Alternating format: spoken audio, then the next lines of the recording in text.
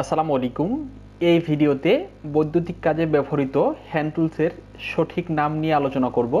সম্মানিত ভিউয়ার্স, এই টুলসগুলো আমরা বিভিন্ন কাজে সচরাচর ব্যবহার করে থাকি, কিন্তু আমরা অনেকেই এর স্ট্যান্ডার্ড নাম জানি না। এই ভিডিওটি না টেনে পুরোপুরি দেখলে 40টা আইটেমের যন্ত্রপাতির সঠিক নাম ও কাজ সম্পর্কে ক্লিয়ার ধারণা পেয়ে যাবেন। আপনি যদি আমাদের এই চ্যানেলে নতুন হয়ে থাকেন, চ্যানেলটি সাবস্ক্রাইব করে পাশে থাকবেন। 1 নম্বরে কম্বিনেশন প্লায়ার্স। এই প্লায়ার্সটি বহুল ব্যবহৃত।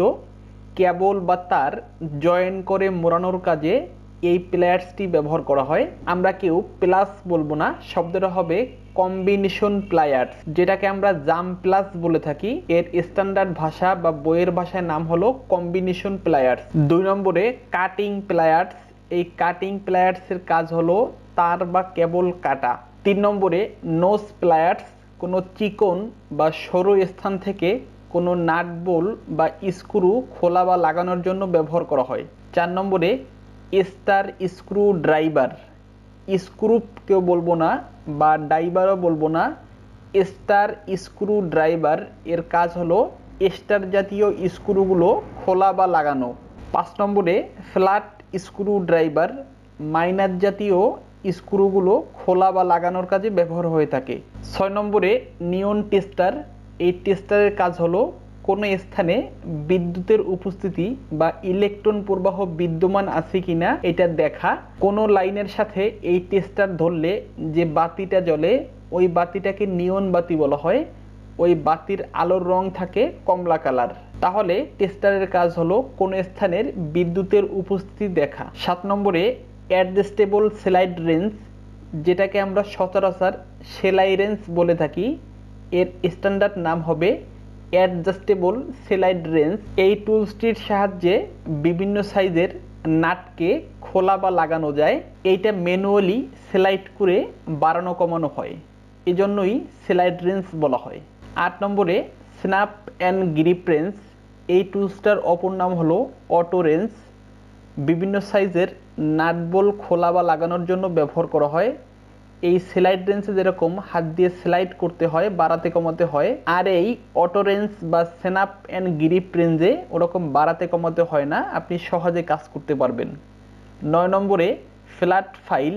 এই ফাইলের সাহায্যে কোনো কিছু ঘষে মসৃণ করা হয়। চ্যানেল ওয়ারিং বা সারফেস কন্ডুইট ওয়ারিং করতে গেলে পাইপকে বা চ্যানেলকে ঘষে মসৃণ করতে হয়। 10 নম্বরে কোল্ড চিজেল, যেটাকে আমরা সেনে বলে থাকি। প্রথমে আমরা গ্রাইন্ডিং মেশিন দিয়ে দেয়াল কাটি, এরপরে কাটা ইটগুলোকে সরানোর জন্য বা ফালানোর জন্য এই কোল্ড চিজেল ব্যবহার করা হয়। এরপরে আছে ওয়্যার স্ট্রিপার। এটি খুবই গুরুত্বপূর্ণ একটি টুলস। কেবলের ইনসুলেশন সরানোর জন্য ব্যবহার করা হয়।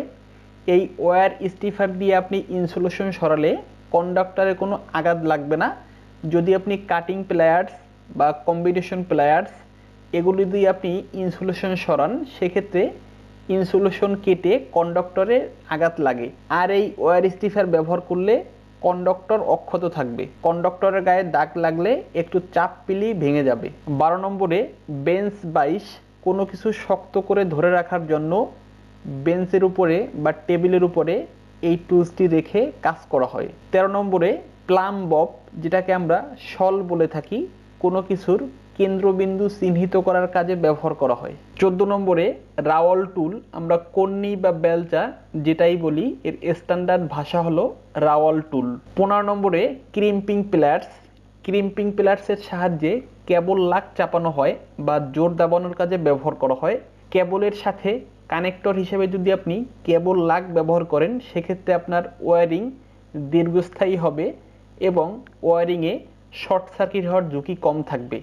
এই ক্রিম্পিং প্লায়ার্সে বিভিন্ন পয়েন্ট আছে, এই পয়েন্টের ভিতরে কেবল লাগ ঢুকিয়ে চাপানো হয়।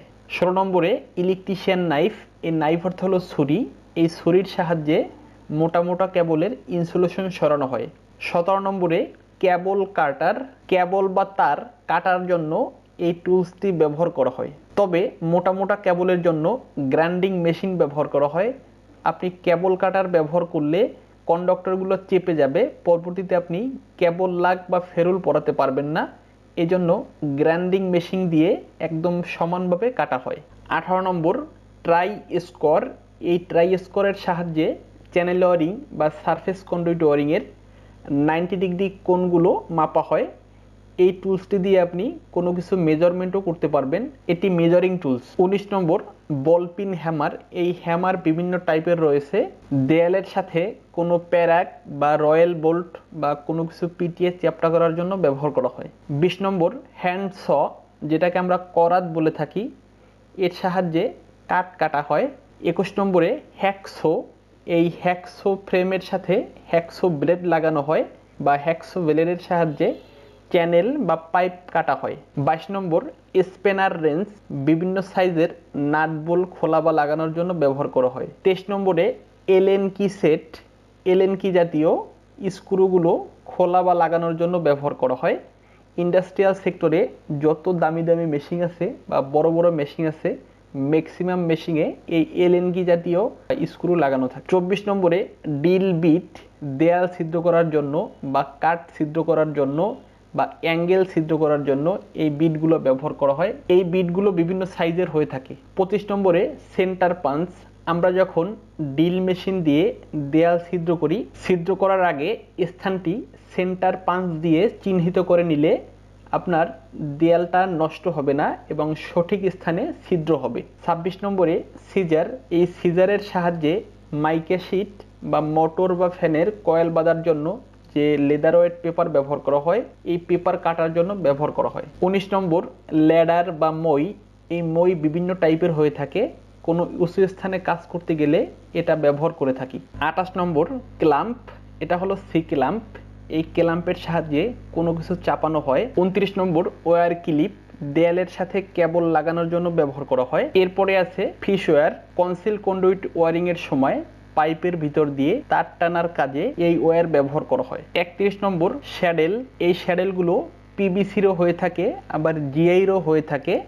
সারফেস কন্ডুইট ওয়ারিং এর কাজে বা পানির লাইনের কাজে পাইপকে দেয়ালের সাথে আটকানোর জন্য ব্যবহার করা হয়। সার্কিলি প্লায়ার্স। এই প্লায়ার্সের সাহায্যে কোনো সরু বা চিকন স্থান থেকে কোনো স্ক্রু খোলা বা লাগানোর জন্য ব্যবহার করা হয়।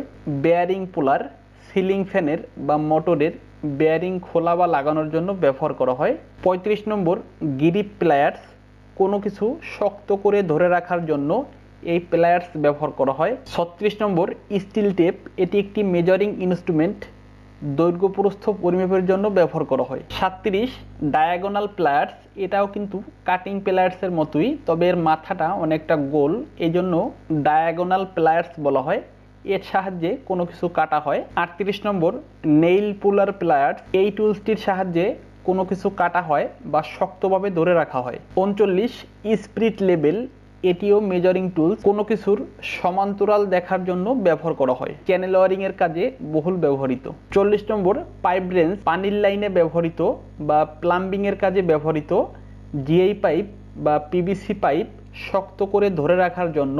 এছাড়া পানির লাইনে ব্যবহৃত বিভিন্ন ফিটিংসকে লাগানোর জন্য বা খোলার জন্য ব্যবহার করা। সম্মানিত ভিউয়ার্স, আজ এ পর্যন্তই। ভিডিওটি কেমন লাগলো কমেন্টে অবশ্যই জানাবেন। ধন্যবাদ সবাইকে। আসসালামু আলাইকুম।